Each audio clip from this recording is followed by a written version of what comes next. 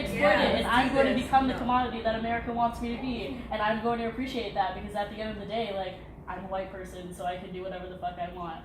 Like, that is really what it comes down to, and I think that's my experience in the Bay Area of people just wanting to be able to fit into these boxes so that they can achieve some sort of fame from it, or so that they can claim it, and then they can profit off of that. And at the end of the day, it's people like me who have to move all the way across the fucking country in order to try to find that type of healing, because I know that it's not going to happen. Like, I feel like even if I were to try to go into some of these communities that are aware of their native history, I would not be accepted because I don't have clout. No. Or things like that. No. There's a lot of people like that. Okay, I'm gonna speak on the community that I was with.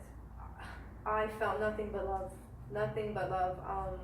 I was in a sweat lodge a couple times with an elder. His name is Gil Samuel. He's from Mexico. Nothing but unconditional love. I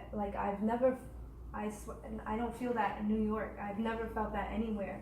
And then again, I met these people through my boyfriend at the time, because he's Nicaraguan, and his father is his mother's from Nicaragua, and his father is European. He was a doctor and everything.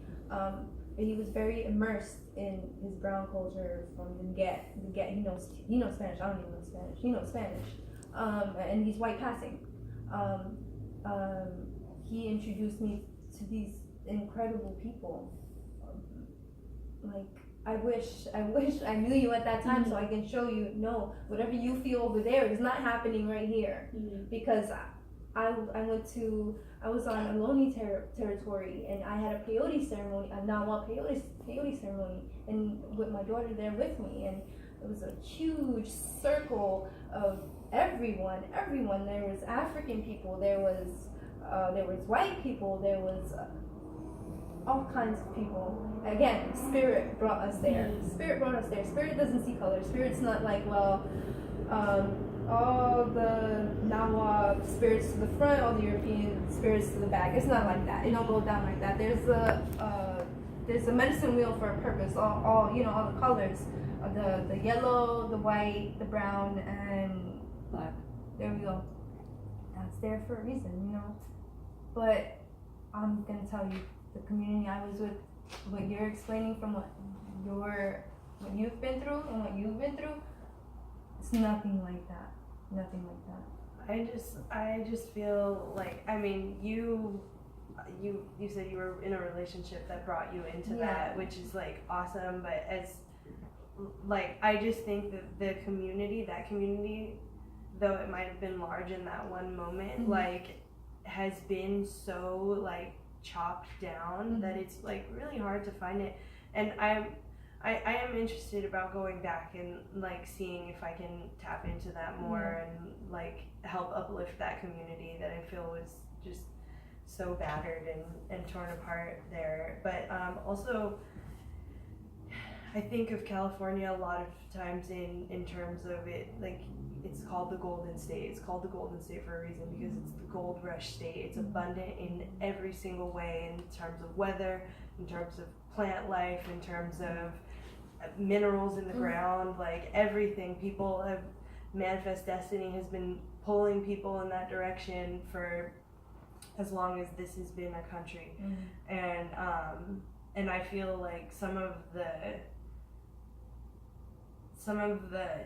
toughest, most hardcore, murderous people made it west to go, and the people, especially people who are coming right now, who I was in the Bay for 10 years, and I grew up in Southern California, but